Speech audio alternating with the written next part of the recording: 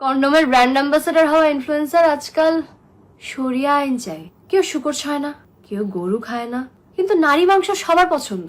আজকাল তো দেখছি শিশু মাংসের দাম আরো অনেক বেশি, তা সে ছেলে হোক কি মেয়ে। কন্ডোমের ব্র্যান্ড অ্যাম্বাসেডর হওয়া ইনফ্লুয়েন্সার আজকাল শরিয়া আইন চাই এই দেশে, যার পুরো লাইফ শরিয়া আইনের সাথে সাংঘর্ষিক, টোটালি কন্ট্রাডিক্টরি। আমি কিছু তথ্য বলি।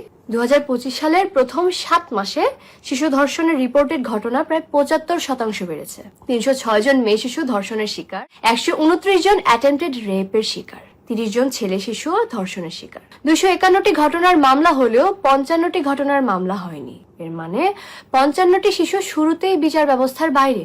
গত মাসগুলোর কয়েকটি ঘটনা বলি। চট্টগ্রামের সীতাকুণ্ডে ইকো পার্কের গভীর অরণ্য থেকে 7 বছর বয়সী ইরাকে গলা কাটা অবস্থায় লোকালয়ে এসে বাঁচার আকুতি করতে দেখেছি আমরা। ঘাতক তারই প্রতিবেশী।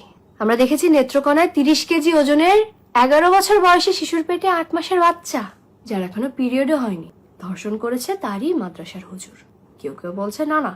পল্লবীতে 8 বছরের শিশু রামিসাকে ধর্ষণ শেষে গলা কেটে হত্যা করে তারই প্রতিবেশী। সিলেটে জৈন্তাপুরে 11 বছর বয়সী মেয়েকে ধর্ষণ করেছে তার নিজের জন্মদাতা বাবা। এই খবরটা পড়ার আগে আমি জানি না এই খবরটা আমি কেন পড়লাম। বনশ্রী মাদ্রাসায় 10 বছরের ছেলে শিশু আব্দুল্লাহর মরদেহকে পায়ুপথে অস্বাভাবিক চিহ্ন নিয়ে বাথরুমে ঝুলে থাকতে হয়েছে। 10 বছরের বাচ্চা আত্মহত্যার কি বোঝে? নাকি ওরও পর্দা করা উচিত ছিল? হাফ প্যান্ট পরেছিল। সমস্যাটা কোথায় তাহলে? সমস্যাটা পুরুষতান্ত্রিক ক্ষমতার দম্ভ, বিচারহীনতার সংস্কৃতি, শিশুদের নিরাপত্তাকে অগ্রাধিকার না দেওয়া।